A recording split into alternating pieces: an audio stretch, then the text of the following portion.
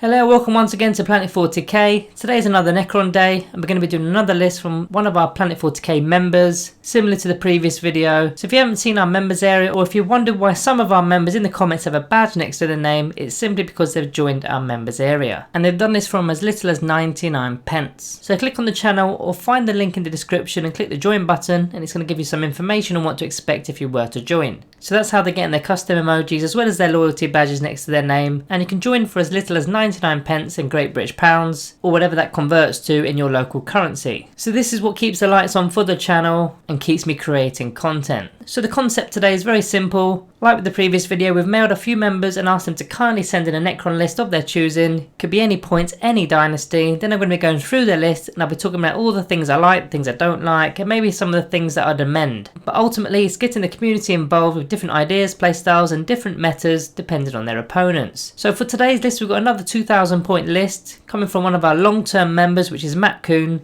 He's been around since the early days of the channel. So let's get on with the show. He's built a 2000 point Mefrit dynasty list, and it's all fitted into one single battalion detachment. So let's get the nice easy bookkeeping out the way to begin, which is explaining what the Mefrit dynasty does. So the Mefrit dynasty has Solar Fury, so it's going to add 3 inches to all the range characteristics of all the weapons except for pistols of course, and if you're firing at half range you're going to get an added boost to the AP going up by 1. And of course when you're using the protocol of Vengeful Stars you can use both the directives in that battle round. Both the directives are based upon shooter units, so basically directive 1, when you're using a range attack, an unmodified wound roll of a 6 will improve the AP by 1. Stacks quite nicely with the first part of the dynasty code if you're in half range, and directive 2, when making range attacks within half range, the target does not receive benefits of cover to its saving throw for the attack, so no light cover there. So very nice on a range list, and of course this was going to be a range list because it's the Mefrit dynasty. But we will need a noble on the table in order to unlock the protocols, which brings us to our first HQ of the list of this detachment. So it's going to be the Warlord, which is the Catacomb Command Barge, which comes in at 155 points at stock cost. Add 5 points for the Gorse Cannon, and then he's gone for another 5 point War Scythe, some strength 7 melee going off, and then he's also opted for a 30 point Resurrection Orb to help bring back some core units. In fact, this orb is going to be upgraded to a relic, which of course is the Orb of Eternity, which allows those dead models to be returned on a 4+ instead of a 5+. And then the Warlord trait that's going to be attached to the barge is Enduring Will, which is a -1 to all damage taken. It's always nice on a barge with 9 wounds, but to be honest there's not many other good options within our Warlord traits really. So he's also selected to use the Hand of the Pharaon stratagem pre-game on the command barge to get the Pharaon keyword, which allows you to use your My Will Be Done ability twice, so that'll be on 2 different units per turn, and that's going to set him back 2 command points to take that keyword. So this brings the total cost of the model to 195 points. Now the second HQ within this battalion is a Scorpec Lord. There's not really much you can customise with this guy, but he will be using the rarefied nobility stratagem pre-game to add a second Warlord trait to the army, giving the Scorpec Lord the Mefrit Warlord trait, which is Merciless Tyrant, which adds 1 to the strength and attacks characteristics of the Warlord. So this makes your Scorpec Lord have a base strength of strength 7, and his Flensing Claw will go up to strength 9 because that's a +2 to the strength. So he'll be laughing at toughness 8 models because he'll be wounded on 3s. So this guy's actually a beast. I've actually started using him on some of my own games nowadays, and I actually recommended him in the previous member list video we did in the last video. He shoots reasonably well, fights decent too, he's got 2 melee profiles, so good against hordes, good against elite or vehicle models, and re-rolls 1s for everything, so barely misses. So that's the second HQ, coming in at 130 points. There is a third in this list, which is going to be a Technomancer for 75 points. Now he's going to be taking the Canoptic Cloak for 5 points, and the Phylactery Hive Arcana for 20 points. That Canoptic Cloak gives the Technomancer 10-inch movement with the fly keyword, and he can heal a Dynasty model D3 lost wounds within 3 inches at the start of each turn. Then the Phylactery Hive is a Technomancer specific only Arcana used once per battle. When you're using your Rites of Animation ability, instead of using it on a core unit, you can use it on a Canoptic unit or a Destroy Cult unit or a Triumph Praetorian unit, so you'll be bringing one of those models back. So that totals 100 points for the Technomancer there. So we'll have to see later in the list how this will synergise with the rest of the force. Okay, so that's the HQs out of the way, totaling 425 points for the 3 models, and of course he's sunk 3 command points into it, 2 for the Hand of the Pharaon keyword on the barge, and 1 for the second Warlord trait with the Scorpec Lord. So moving on to the next battlefield role within the list, which is the bread and butter of any list, the troops section. So Matt has opted for 2 identical units of 5 Immortals, min units, presumably to hold the fort in his own deployment area. Now these units cost 85 points per unit. Now he hasn't specified which weapon they're going to be taking, but looking at the rest of the list I'd probably guess they're going to be going with Gorse Blasters. You'll have to let us all know in the comments, Matt, whether it's the Tesla carbines or the Gauss blasters. In fact, if you do see Matt in the comments, show him some love and like his comment. Today's video is all about Matt Kuhn after all. So if I am right and it's the Gauss blasters, then he's going to be adding 3 inches to that range because of the Method Dynasty code. So it's going to be firing at 33 inches and rapid firing at 17 inches, which gets the extra -1 AP, making it a -3 AP weapon there. Okay, so that's 2 troop options out the way. He does need a third, which is going to be a unit of warriors. Now he's gone with 19 warriors with the Gauss Reapers, presumably 19 due to points. And the Reapers are a better choice, especially for the Method Dynasty. It's only really the Celtic Dynasty or some of the custom options that favour the Gauss Flayers. So don't forget that you can use that Gauss stratagem, which is disintegration capacitors for 1 command point. So when you're using your Gauss weapons, any unmodified hit rolls of a 6 will automatically wound. Very easy to forget that one. I forget it quite often. Make sure you're using that on your warriors. So all 3 troop options are carrying strength 5 Gauss weapons, we think. So this section of the list is costing 417 points. Okay, so the battalion is now legal in terms of the minimum requirements. It's got 2 HQs and 3 troops. That's all complete. Next, we're going to move on to the elite section. So it's gone very big straight off the bat and gone with the Catan Shard of the Void Dragon, a 350 point monster with a 4+ invulnerable save and can only lose 3 wounds per phase. I really love that ability. The Void Dragon also has a unique ability which is called Matter Absorption. So at the end of each phase, you roll a d6 for each enemy vehicle destroyed as a result of this Catan Shard, and on a 2+, your Catan Shard regains a lost wound to a maximum of 3 wounds per phase. Now you won't get to use this that often, but this thing is brutal against vehicles, as both the ranged attacks as well as the melee attacks have special rules relating to vehicle models, turning the d6 damage to a d3 plus 3 damage. So on average you're going to score 5 damage both at range and in melee with your strength 9 weapons too, so it's going to wreck stuff. So it can't unfortunately benefit from the Methric code though, due to it being a dynastic agent and a Catan Shard. However, it does carry some of its own goodness, which is the Catan powers. Now the first one is unique to the Void Dragon, which is the Voltaic Storm. So you select an enemy unit within 18 inches and visible to the Void Dragon. It can't be a character model that's got 9 wounds or less that's within 3 inches of another enemy unit. Unless that character is the closest visible enemy unit, you then roll a d6, on a 2+, the unit suffers d3 mortal wounds, and if it's a vehicle, it's going to be d6 mortal wounds. And if it was a vehicle, you're going to be halving the number of wounds remaining for determining which characteristics it's going to be using for its bracket table. Then the other power is gone for Antimatter Meteor. A lot of people go for this one, so you simply roll a d6, anything between a 3 and a 5, then the closest enemy unit within 24 inches and visible will suffer 3 mortal wounds, and on a 6, they're going to be suffering d3 plus 3 mortal wounds. That's probably the best power that we've got there as far as Catan powers go. So that's not all from the elite area. You've then gone for a max unit of 6 Scorpec Destroyers. So 2 models are going to have the strength 7 Reap Blades and 4 will carry the Hyperphase Threshers, which are strength 5 but with an extra attack. So there's lots of attacks coming from this unit, 22 in fact, and they all get to reroll ones to hit due to their hardwired for destruction ability. And if they're within 6 inches of a Scorpec Lord, which there is one in this list, then they get to reroll ones to wound 2 due to the United in Destruction aura ability. Don't forget to use their stratagem too, which is the Whirling Onslaught stratagem for 1 command point, and effectively your Scorpec Destroyers or your Scorpec Lord, when they're a target of an attack, you can -1 from the wound roll, which is massive. If you actually think about the maths on that, it's pretty big, especially on those high strength weapons. So those Scorpec Destroyers are costing you 210 points. Now to further boost the unit, Matt's going to be taking a Canoptic Plasma Sight. So this little viral construct must stay within 6 inches of the Scorpec Destroyers by the time the morale phase comes around, otherwise he's going to get fried. But the reason for taking him is for its ability Infuse Madness. So once per turn at the start of either the charge phase or the fight phase, you can select one friendly Dynasty Destroyer cult unit within 3 inches of the model, and if you do so, you roll a d6. On a 1, one of those Destroyer cult units is going to be destroyed, but then regardless of the result, until the end of the turn, you're going to add 1 to the strength and attacks characteristics of all the models within that unit. So this effectively will go with your Scorpec Destroyers. It's going to be turning their strength 7 weapons into strength 8 and their strength 5 Hyperphase Threshers into strength 6, which means you're more likely going to be wounded on 2s or 3s as opposed to 3s or 4s, depending on the enemy unit of course. Also, if the whole unit gets another attack, it means you're now totaling 28 attacks with the unit. Now there is of course a risk of rolling a 1 here, but to be honest the risk is worth it. First of all,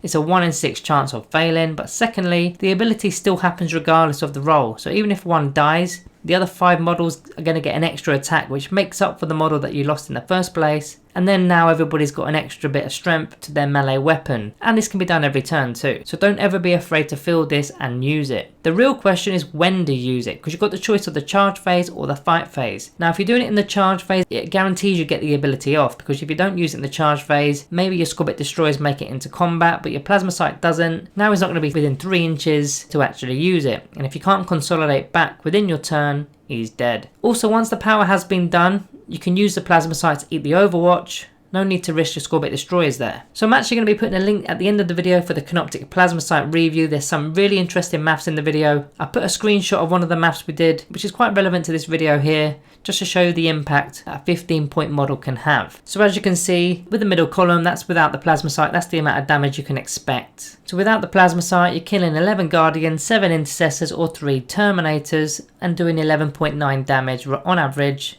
against a toughness 7 vehicle. And then when you put that Plasma Sight into play with the ability, those dead Guardians go from 11 dead models to 16, the Intercessors go from 7 to 11, and the Terminators go from 3 to 5, and the toughness 7 vehicle goes from 11.9 to 18.1, so a hefty amount of extra damage there from a 15-point model. Always worth it in my opinion. Just bear in mind that these figures haven't considered if you rolled a 1 and lost one of the models, because of course one of the models won't be attacking. But a 1 in 6 chance, it's not likely. So this brings a total spend for the elite section to 575 points. So let's move on with the list build and go into the fast attack section now, starting with a unit of 5 Canoptic Wraiths. No upgrades there, they're just coming in at 175 points. Love these guys for their Wraith form ability, to be ghosting through models, and the 4+ invulnerable save too, of course. And they can fall back and recharge with their slinking strike ability, which I think is pretty awesome. It pretty much always ensures that they're going to be fighting first on your turn. Then they can heroically intervene with Insulate Protectors, which is the stratagem for 1 command point. So very useful as a unit overall. He does have a second fast attack option, which is a unit of 10 Tryout Praetorians. Now 25 points a man, meaning 250 points for the unit, and the Dynasty agents of course. Now I'm not really keen on using these chaps if I'm honest, unless you're taking them with the Silent King for his buffing goodness. Again, I'm going to presume that they've all got their stock loadout of the Rods of Covenants, so damage 2 in both shooting and melee, and they're moving quick at 10 inches, and they've got access to a stratagem called Judgment of the Triarch for 1 command point. In the shooting phase or the fight phase, effectively Triarch units can +1 to the attacker's hit rolls, so they're going to be hitting on 2s in any phase that they really need it. However, no metric code buffs, and of course they're not core, so no buffs from the command barge here. So that's the fast attack area dealt with, which is coming in at 425 points. Last but not least, we've got the heavy support section, which is a single Canoptic Doomstalker for 140 points. So I think our heavy support options actually stink at the moment. Blast weapons ruin all of them, but when they're firing D6 shots at strength 10 and the damage being D6, unreliable yes, but 140 points isn't the worst investment. I have favoured the Locust Heavy Destroyers as of late, but they're only one-shot models, so I do get why people go with the Canoptic Doomstalker.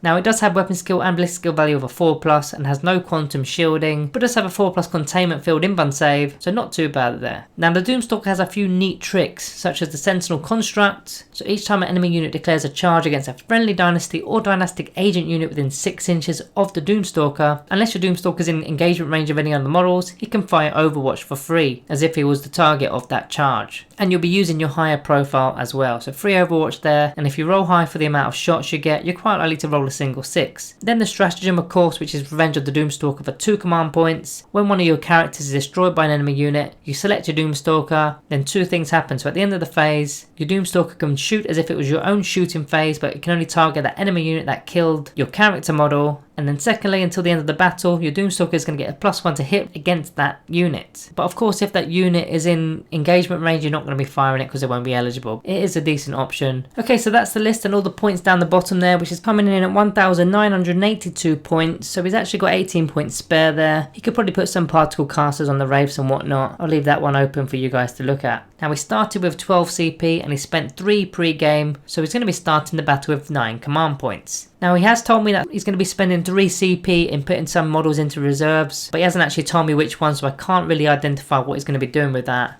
tactically speaking. So let's move into my analysis for the list then. So starting with the overall Dynasty code and what it links with, there's a lot of melee going on for what's considered to be a ranged Dynasty. You've got Wraiths, Praetorians, Scorbit Destroyers, Catan Shard, although that Catan Shard can shoot I guess, but he doesn't get the Dynasty buffs anyway because he's a Catan Shard of course. So I would consider changing the code for the list, possibly to Rad Reaved or Butchers from the custom Dynasties, maybe pairing it with Relentless Expansionist or the Novak code perhaps. However, I am aware that there is a little bit of a pro play doing this tactic, picking a shooty code and bringing melee options as a counter charge is a great combination, as you've got the range and they need to get to your troops and your Doomstalker to prevent those range attacks from coming in. When you've got a wall of fast, hard hitting melee options that are going to defend your range units, it makes for a valid tactic. Now I actually do a similar thing in reverse with Blood Angels. I play a fairly shooty list for what's considered a melee based chapter, and my opponent doesn't quite know whether they want to tie me up in combat or not because my guys know how to fight. With the HQs, the Technomancer, as he's taking the Canoptic Cloak, he's moving 10 inches with Fly and taking the Phylaxia in Hive Arcana, so he's got the option of bringing back a single Destroyer, a single Wraith or a single Praetorian throughout the battle. I'd probably take a stab at the Scorpec unit due to the fact that they're taking a Plasmacite model, maybe in fear of rolling a 1, so bringing that Hive Arcana to bring a model back perhaps. But then again, the Scorpec Lord is likely going to be going with those guys, so I'm not really sure where he's going to be going really. Now I'm not actually keen on bringing the Technomancer just for the Arcana though. 100 points spent to bring back a 35 point model doesn't quite work for me, so that's made me second guess myself. Maybe the Technomancer is sticking with the Warriors for the rights of reanimation ability, but then why the Arcana? Plan B maybe? Seems pricey, could really instead be using the control node and buffing that Doomstalker while being near the Warriors. Does he need the 10-inch movement? Again, I'm not really sure. Maybe a Chronomancer would have been a better play here within this list, giving the Chronometron ability to those Destroyers, so I'm a little bit confused with what the Technomancer is actually doing. So we've yet to speak about the Command Barge. It doesn't require the speed if he's hugging the Warriors, and I'd imagine he would be because he's taking an Orb of Eternity relic. Does he need the Pharaoh ability? Because your only other core units within the list are 2 5-men Immortal units, so I personally wouldn't spend 2 command points to allow 5 more models to be hitting on 2s. CP is like gold dust. It's almost like all the HQ synergize too well, which gives you the flexibility I guess in game to change the tactics, so I do take my hat off to that concept. But if you want an Orb carrier that sticks with the Warriors, they don't really need to move much, not with the Warriors moving at 5 or 6 inches, unless they're using the Veladantis relic I guess, which is not anyway. So then you could really be using a cut price Necron Lord, he'd do the job just fine, or an Overlord if you really wanted an Invuln save, so you won't be losing your Orb to Sniper Fire. That would save you 90 points if you're using a regular Lord, or 65 for an Overlord, and that's without the war size because you may not even need them. Troop wise, I see no issues. You needed 3 troops and you did what you needed to do. You're buffing the troops with the Barge, with the My Will Be Done ability and the Relic Orb. This feels like your main fort within your list. Just be aware of Redemptor Dreadnoughts totally annihilating your entire unit before they even get a chance to pop the Orb. It's happened to me plenty. I'd imagine the Immortals won't be moving much, with the added range of 33-inch range to the blasters. Easy point scorers there with toughness 5. Elite wise, love it. Not very Mefrit, but I love the Catan shards in my list, especially with the current codex releases with the Orcs and the past books such as Drukhari, Sisters of Battle and Admech. There's plenty of vehicles to pop, run them up the board, blow stuff up, mortal wounds here, there and everywhere. Make use of the Catan stratagems as well. All 3 are pretty valuable to avoid dragon, either using an extra power, switching a power, or removing an Invuln save in melee. That'll be 3 command points gone right away every turn, and you're fair on 8-2 of them. The Scorpic Destroyers, I would say, are pound for pound the best melee unit we had in the codex. However, they do lack the Invuln, which does sometimes put people off, which is kind of why I always run a Chronomancer nowadays. I also love that he's added the Plasmacite to the list. You clearly know the benefits that outweigh the cons by using that viral construct. They're going to go in hard, they're going to take down the toughest foe in your enemy's list. They will be attracting firepower, however you've got the Catan shard on the board, which is going to trump the Scorpic Destroyers in terms of what takes priority there for your opponent. So a nice distraction tactic there. Fast attack with the Wraiths, you can't go wrong with Wraiths really. They don't need a Chronomancer as they come stocked with an Invuln save. They don't hit quite as hard,